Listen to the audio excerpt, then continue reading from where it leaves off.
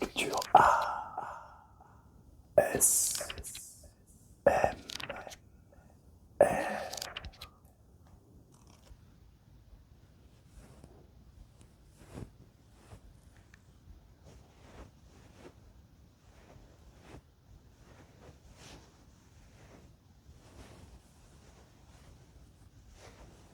Bonjour ou bonsoir. Ravi de te retrouver. J'espère que tu vas bien, que tu es bien installé et que tu es prêt pour une nouvelle découverte. Pour ma part, je termine un petit Kain Matcha, si tu connais, un délicieux thé au riz grillé.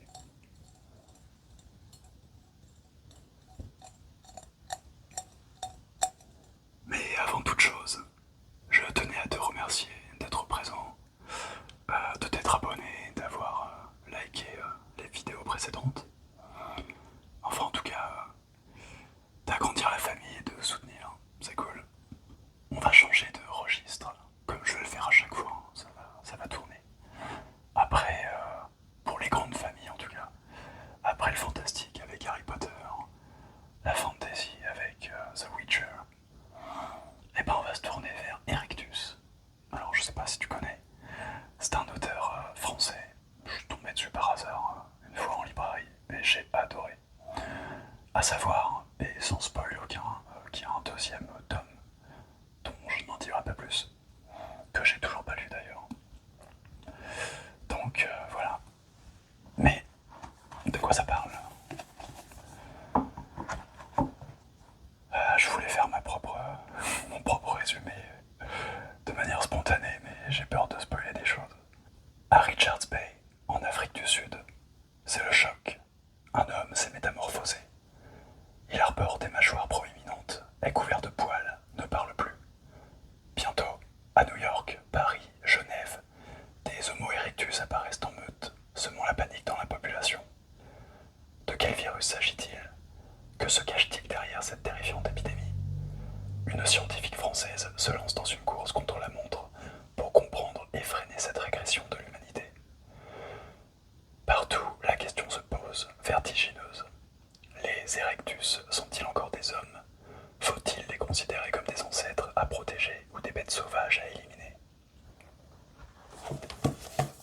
Bon, moi en tout cas ça m'a donné grave envie. Et j'attends qu'une chose, c'est qu'il y ait une adaptation qui soit faite au cinéma ou en série. Bon, et j'espère que le nouveau décor te plaît. N'hésite pas à me faire des retours, que ce soit au niveau du son, de la lecture, son qui a dû s'améliorer, j'espère, ou de toute autre chose, hein, par commentaire. Et puis bah de t'abonner si c'est pas le cas, et d'aimer la vidéo. Voilà. Et ben allez.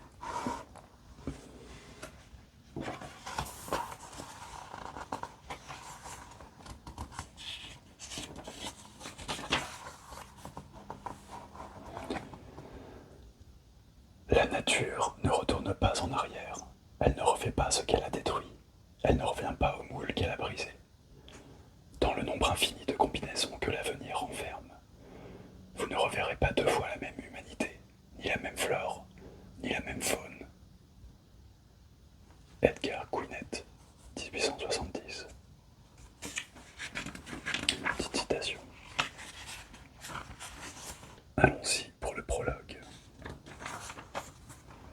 Province de Mpumalanga, Afrique du Sud, 13 juin. Petrus Jacobus Williams était sur le point d'entamer sa dernière ronde quand l'alarme se déclencha, brisant la torpeur de cette journée d'été. Un son aigu, à la limite du tolérable. Chaka, la chienne, émit un grondement qui se transforma en gémissement. Son échine fut parcourue de spasmes, mais, curieusement, au lieu de se précipiter vers la menace comme à son habitude, elle esquissa une reculade, et le garde dut tirer d'un coup sec sur la chaîne pour la rappeler à l'ordre. D'un regard, il évalua la situation. Derrière les vitres du premier étage, une lumière rougeoyante clignotait furieusement. Alerte maximale, pensa-t-il, toujours figé. passé quelque chose depuis son entrée en service, 6 mois auparavant, et l'excitation l'envahit.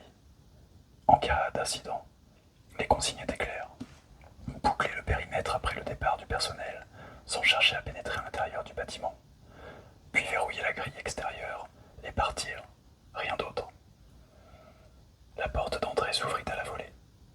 3 hommes en blouse surgirent, le visage couvert par leur masque de protection. Ils se précipitèrent en direction du parking logé derrière le labo. Une femme surgit à son tour. Elle était en larmes. Petrus Jacobus s'approcha en veillant à rester calme pour ne pas l'affoler davantage. « Je peux vous aider ?» Elle secoua la tête, haletante, comme si elle manquait d'air. Tandis que la grille d'accès s'ouvrait lentement, un bruit de tôle froissée fit brièvement tourner la tête à Petrus Jacobus. Dans leur précipitation, 2 des 3 laborantins s'étaient percutés. Sombre crétin. Il leva les yeux au ciel, éberlué par leur stupidité, avant de revenir à la femme larmoyante. Mais celle-ci courait déjà vers sa forte poussiéreuse. Alors qu'elle démarrait, il remarqua que 2 véhicules étaient encore garés sous les arbres, dont le sien, un pick-up qu'il avait dégoté pour une bouchée de pain contre un service spécial. Chaka laissa échapper un bref jappement de protestation. Il secoua une nouvelle fois sa chaîne pour la faire avancer. Le doc apparut sur le seuil du labo. Son teint était cireux, ses yeux rougis, exorbités. Petrus Jacobus n'avait pas dû lui adresser plus de 50 mots en 6 mois. Mais le type était supposé diriger l'endroit et c'était à lui qu'il devait en référer en cas de souci. Il se passe quoi là? Contentez-vous de fermer et barrez-vous. Et pour Andries, je l'attends. Andries Schubert était l'autre vigile du jour, un type quasiment mutique et aussi réglé qu'une horloge. Pas la peine, il comprendra devant la grille. Ou alors je l'appellerai. Barrez-vous. Et l'alarme, on la laisse gueuler. Putain, c'est un système automatique. Grouillé. L'homme tourna les talons et commença à courir. Une fois dans son cabriolet de frimeur, il démarra en trombe, soulevant un nuage de poussière qui enveloppa la garde et sa chienne. L'alarme continuait son appel lancinant, pourtant le timbre aigu qui semblait moins agressif à présent. Grouillé, avait dit le doc. Petrus Jacobus ne pouvait pas l'encadrer, ce type. La porte blindée du bâtiment était restée béante. Son ouverture était commandée par un code qu'il n'avait jamais été capable de percer. En 6 mois, c'était la première occasion. La seule, pensa-t-il. Il hésita. Chaka paraissait redevenu raisonnable. Que risquait-il après tout? Le labo était situé dans une zone désertique. Ils avaient veillé à ça. Et Andries devait arriver dans une bonne demi-heure, si toutefois on ne l'avait pas déjà prévenu. Une aubaine pareille ne se représenterait pas de sitôt. Après un dernier coup d'œil alentour, le garde se décida à entrer. Chaka lui emboîta le pas sagement, mais il pouvait sentir ses réticences. Dos, ma belle. Un petit tour et on se casse. Alors qu'il avançait dans le couloir carrelé de blanc, les premiers cris lui parvinrent, ponctués de chocs, comme si on cherchait à ébranler les murs. L'air semblait vibrer sous la violence des sons, alarmes et hurlements combinés. Petrus Jacobus se dit qu'il devrait peut-être faire demi-tour, mais il était engagé à présent, et il savait qu'il y avait des animaux ici. Il en était sûr, car il avait surpris une demi-douzaine de livraisons.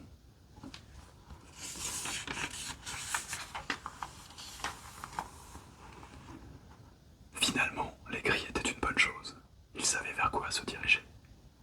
La nervosité le gagna insidieusement tandis qu'il accélérait le pas. L'occasion était trop belle. C'était un coup à se payer des vacances de luxe, ou un nouveau fusil comme celui de Gus, son pote chasseur. Curieusement, la docilité de Chaka lui insufflait la volonté de continuer. Le Powerball le suivrait en enfer.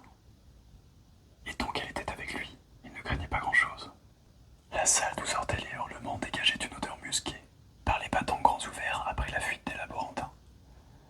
Les animaux étaient ici. Il remarqua le sigle jaune et noir signalant le danger, la serrure magnétique, du lourd, puis il distingua une seconde pièce, dans le fond, à la porte également béante, et les marches d'un escalier de fer. Les singes, une bonne vingtaine, étaient enfermés dans leur cage. Des capucins, des gibbons, des babouins et 3 vervets, à demi fous de terreur. Un chimpanzé aussi, logiquement, l'espèce était interdite à l'expérimentation. Tant pis pour la légalité des procédures. Petrus Jacobus l'examina d'un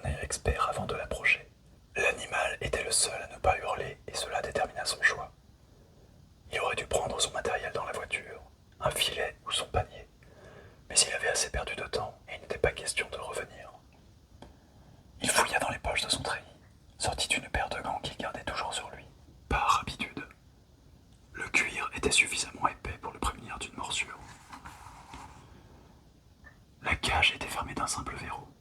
Prudemment, il ouvrit le battant grillagé.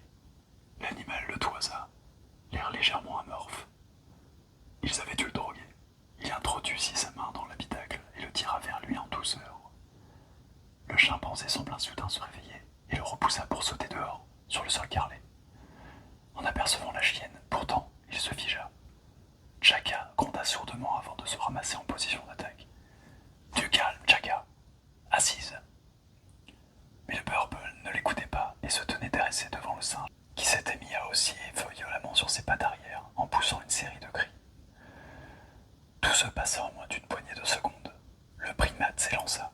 La chienne laissa échapper une plainte qui se mua en aboiement rageur, et Petrus Jacobus n'eut même pas le temps de s'interposer que tout était déjà fini. « Saloperie, il t'a mordu !» Le chimpanzé se réfugia en haut d'une armoire métallique et entonna une lamentation hystérique. Ce fut seulement à cet instant que le garde se rendit compte que l'alarme s'était tue et que les singes engagés ne criaient plus. Ils regardaient tous dans cette direction, comme fascinés par l'affrontement qui venait de se dérouler. C'était trop con de repartir sans rien, surtout maintenant que la ménagerie était calmée. Le chimpanzé resterait sur son perchoir si on ne l'agressait pas. D'ailleurs, un capucin se revendrait plus aisément. Tout en surveillant l'armoire du coin de l'œil, Petrus Jacobus opta pour un mâle qui ne portait aucune trace de maltraitance visible. Il ouvrit la cage, s'empara du singe en redoublant de prudence, mais la bestiole vint se blottir contre lui et enfouit sa tête menue dans les plis de sa veste. « On se tire !» Chaka ne se fit pas prier et il gémit d'impatience. Il prit quand même le temps de tirer la porte derrière lui, perçut le déclic de la serrure magnétique. Les autres se débrouilleraient avec le chimpanzé, ce n'était plus son affaire. Il se mit à courir vers la sortie, précédé de la chienne.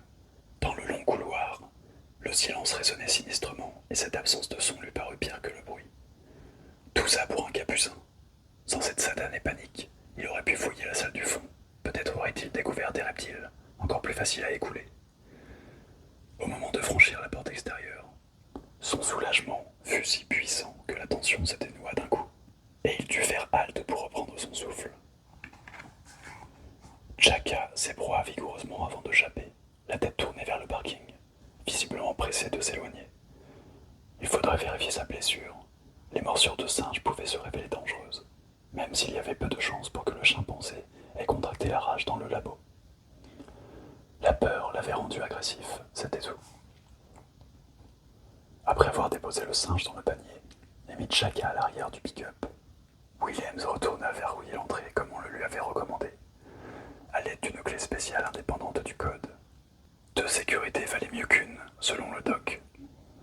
Il se demandait pourquoi. Le labo n'avait pas l'air de contenir grand-chose, à part des portes et des serrures. Avec un peu de chance, après ce parouf, il écoperait de quelques jours de congé, le temps de se débarrasser de Capucin. Le singe pourrait partir avec la prochaine livraison. Dans la pagaille, qui songerait à l'accuser?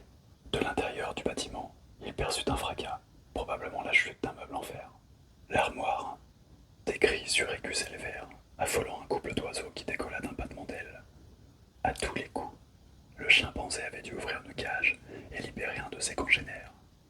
Pas son problème. Petrus Jacobus démarra. Il avait soudain hâte d'arriver chez lui. Il allait boire une bonne bière et soigner Chaka. Ou l'inverse.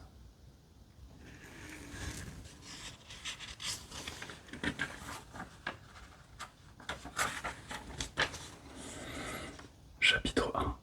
Premier symptôme. Pretoria, 10 juillet.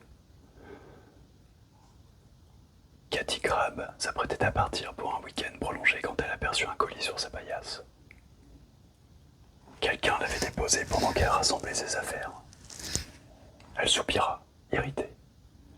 Il ne pouvait pas garder la livraison à l'accueil ou la refiler à un autre chercheur. Elle n'avait pas vu la lumière du jour depuis une éternité, et au moment où elle s'en allait, on lui collait une corvée de dernière minute. Responsable de l'unité de recherche sur les zoonoses, les infections transmissibles entre animaux, la quadragénaire était une bosseuse acharnée, assez grande et plutôt sportive. Elle dégageait une image d'efficacité et de vivacité qui n'était pas. Elle dégageait une image d'efficacité et de vivacité qui n'était pas usurpée.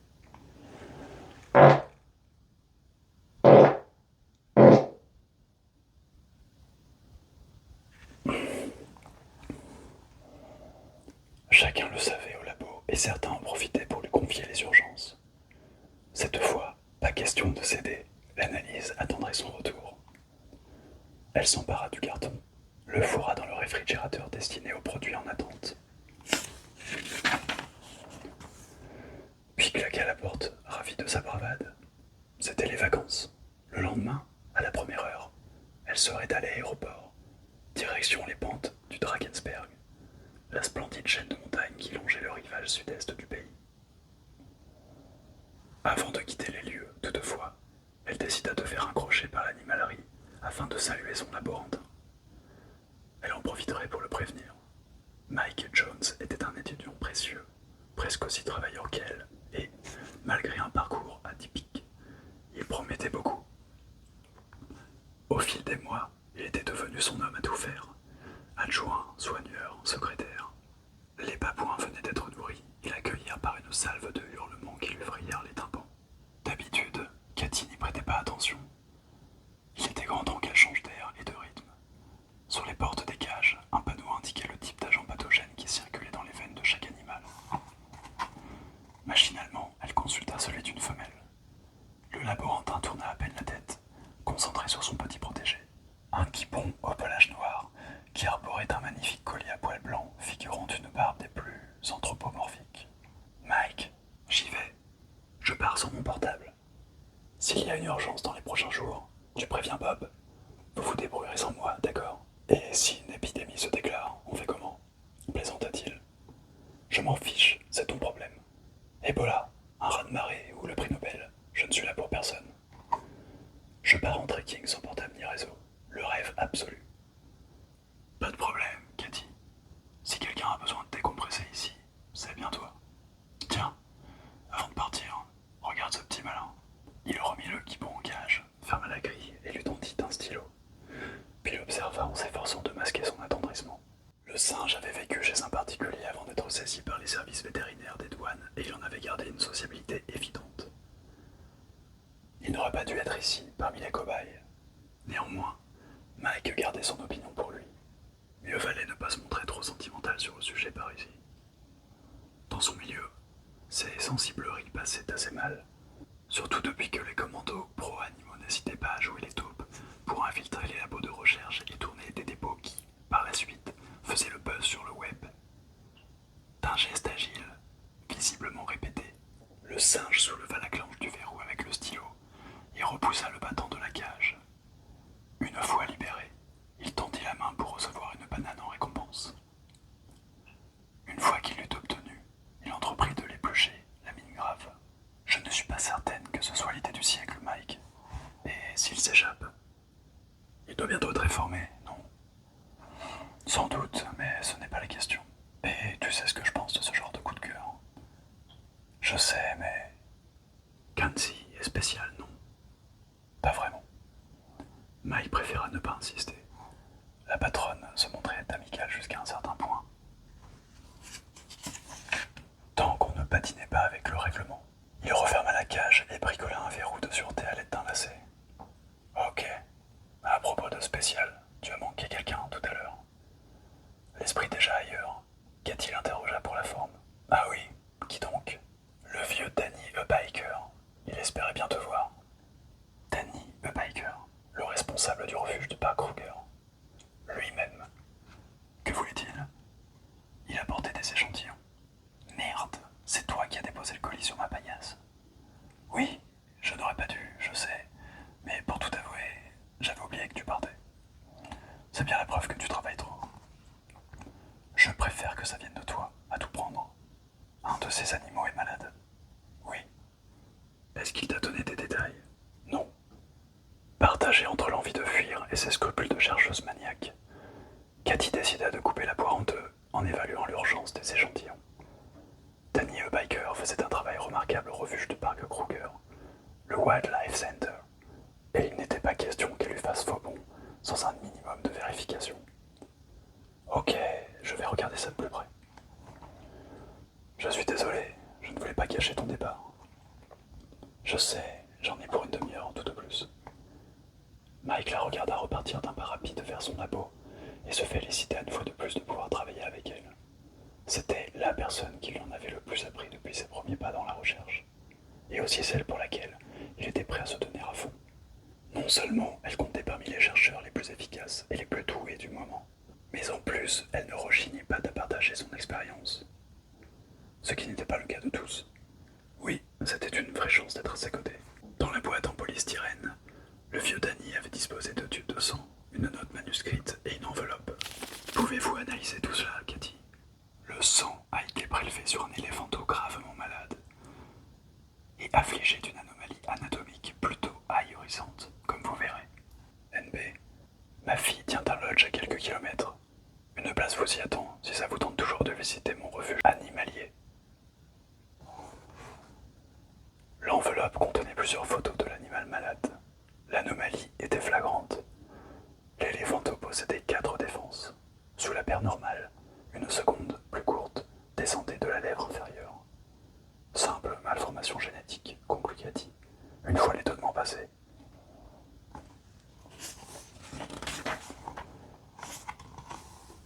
Les plaies purulentes qui sillonnaient sa peau l'inquiétèrent davantage.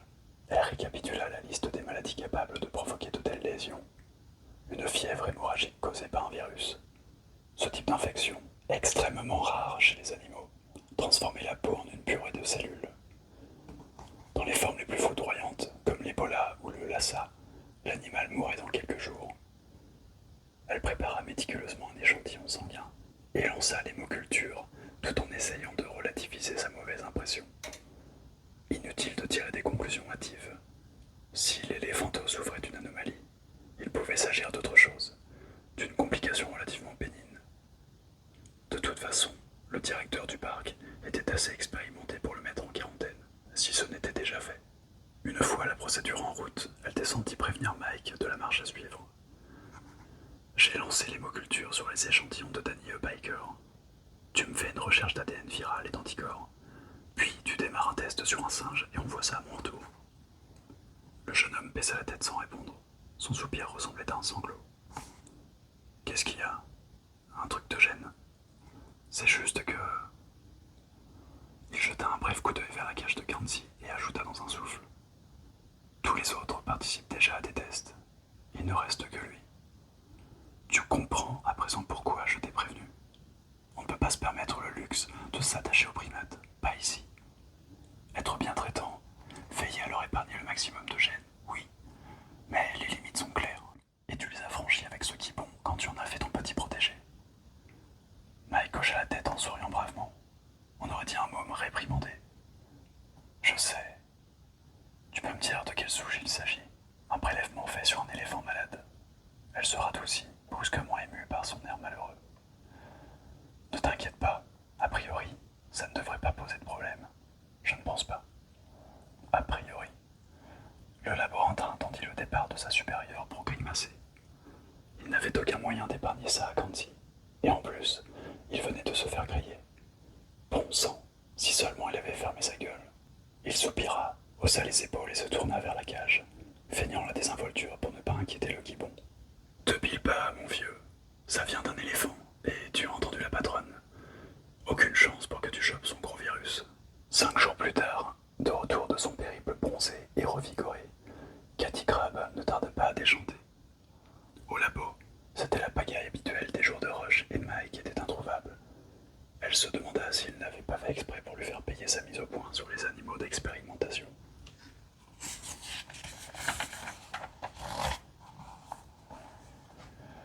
Le laborantin avait quand même laissé une note à son intention. Elle datait de la veille au soir et semblait plutôt alarmante. La recherche de virus et d'anticorps n'a rien donné. Mais on a un problème. Les cellules malades de l'éléphanteau ont proliféré. Merde, jura-t-elle. Cela signifiait que l'agent pathogène était inconnu de leur base de données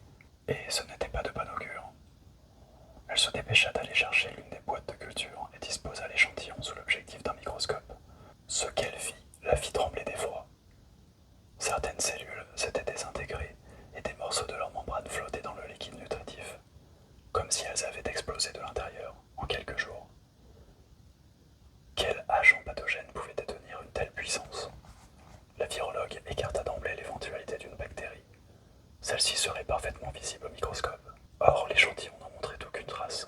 Un virus alors? Un seul type de pathologie virale était capable de tels dégâts. Les fièvres hémorragiques. Or, c'était précisément l'éventualité qu'elle avait préféré repousser pour s'en aller randonner. Un genre d'Ebola non répertorié. Elle ferma les yeux un instant et respira afin de calmer son début de panique. Non, il ne pouvait pas s'agir d'une variante du virus d'Ebola. C'était impossible. Quelque chose lui échappait forcément. Reprenant son examen, Cathy s'astreignit à une stricte observation. Mais elle est beau étudier l'échantillon. Force était de constater que tous les critères d'une seule fièvre étaient réunis.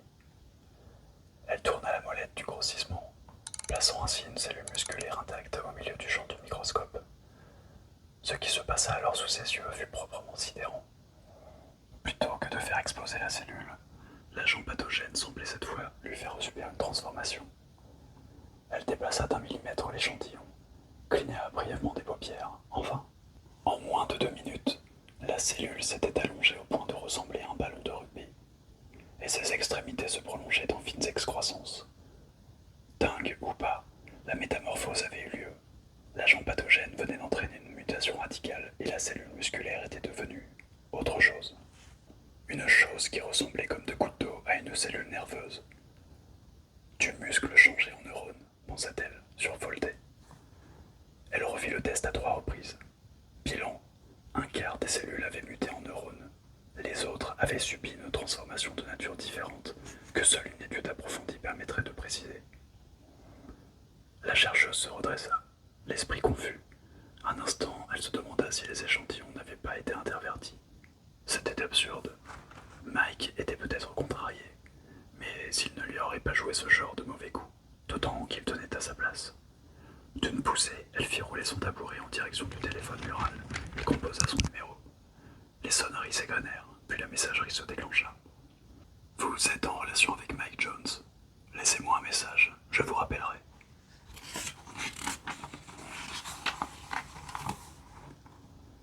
Ne sachant pas trop comment aborder le problème, elle laissa planer un court silence.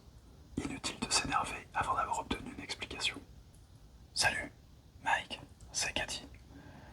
Je suis de retour au labo et je viens d'examiner les prélèvements de l'éléphanto. Les conclusions sont franchement troublantes. Aussi, je voudrais être bien certaine qu'il n'y a pas eu de problème avec les échantillons. Tu as disparu où, bon sang? Elle n'eut pas le temps de raccrocher que la porte s'ouvrit dans son dos. Le laborantin tenait son portable et lui adressa une grimace contrariée. J'avais demandé à l'accueil de me prévenir dès ton arrivée. On avait une livraison. Rat, chien, primate. Eh bien, ils ont oublié et j'ai cru que je pénétrais dans un asile de fous. Je viens de te laisser. Mike lui coupa la parole, la mine sombre. Il est arrivé quelque chose à Candy. L'injection, demanda-t-elle, inquiète. Oui, 2 heures après ton départ. Il est devenu fiévreux et au cours de la nuit, il a sombré dans le coma. Ensuite, il se tortilla, mal à l'aise. Ce que Cathy avait pris pour de la mauvaise humeur ressemblait plutôt à de l'angoisse teintée de perplexité. Ensuite quoi? Il n'est pas mort quand même. Pas si vite. Viens plutôt voir. Ils pénétrèrent dans la ménagerie. Mike désigna un animal trapu aux bras anormalement courts qui s'agitait nerveusement dans sa cage. Cathy secoua la tête, sans comprendre. C'est un des nouveaux. Tu aurais dû le mettre ailleurs. Où est Candy? Il est devant toi. C'est une blague. Elle avait parlé trop fort. L'animal devint subitement fou et entreprit de gesticuler dans l'habitacle trop étroit en poussant des cris assourdissants. Les babines retroussaient de rage. Faisant fi du vacarme, Cathy tenta de se concentrer malgré son sentiment d'avoir perdu pied. Rester neutre et observer strictement. Elle remarqua alors qu'il possédait une queue d'une 30aine de centimètres. Aucune espèce de gibbon n'était censée en posséder. Cette variation avait forcément une cause logique, une inflammation ou un développement anormal de l'épiderme. Pourtant, il s'agissait bel et bien d'une queue et pas d'un ersatz. Pour ne pas céder à l'idée affolante qui prenait forme dans son esprit, elle chercha une hypothèse valable et n'en trouva aucune. Il ne lui restait que la mutation, sauf que c'était impossible. Aussi impossible qu'une cellule musculaire qui aurait viré en cellule nerveuse. Lentement, l'évidence s'imposa. D'une façon ou d'une autre, l'agent pathogène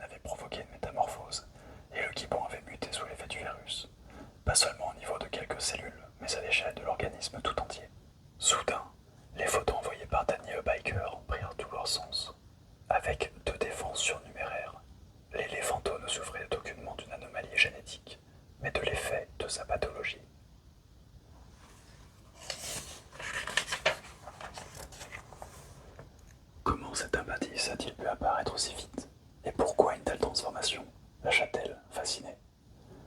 La manière, je l'ignore, mais les gibbons possédaient une queue autrefois. Tu te trompes d'espèce, Mike.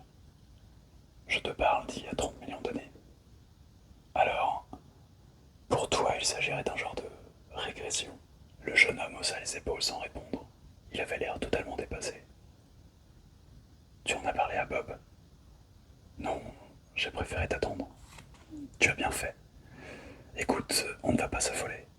La virologue était consciente qu'elle devait agir vite, mais sans précipitation.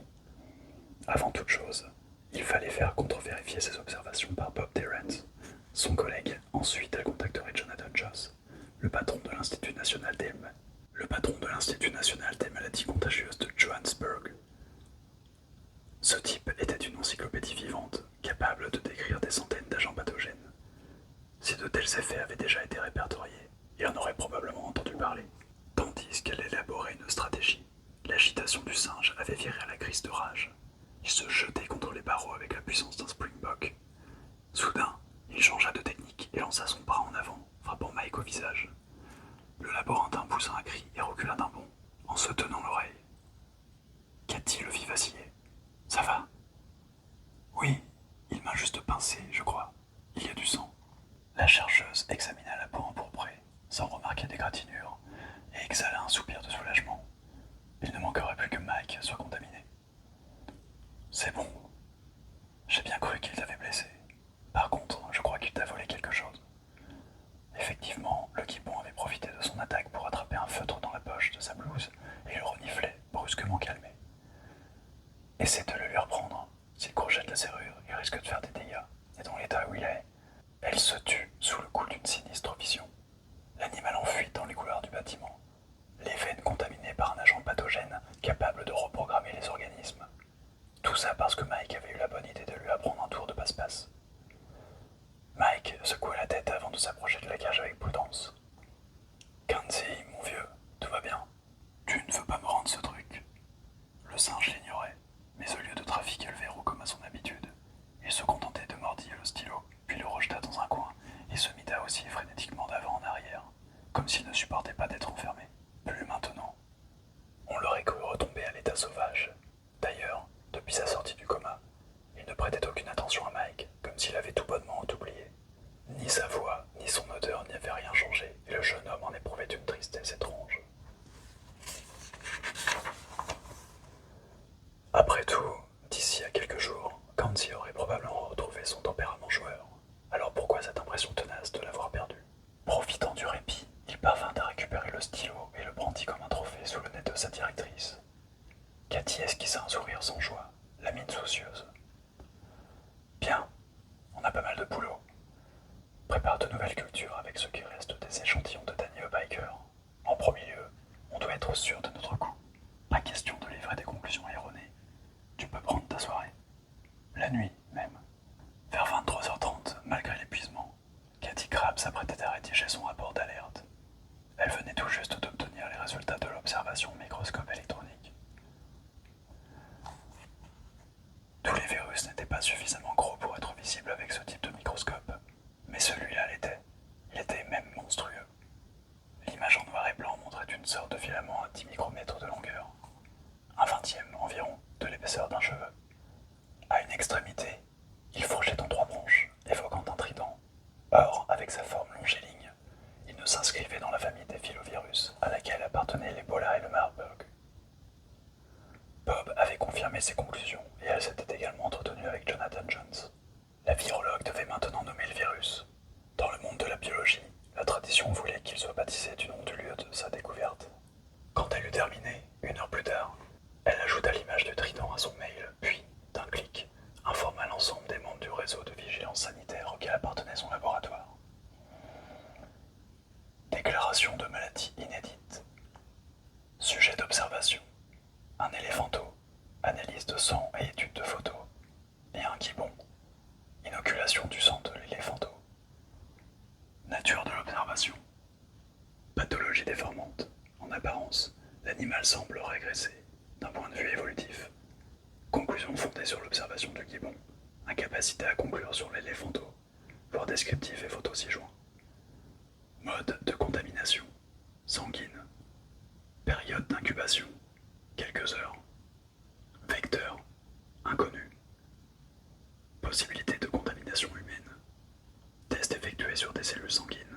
Aucune réaction apparente.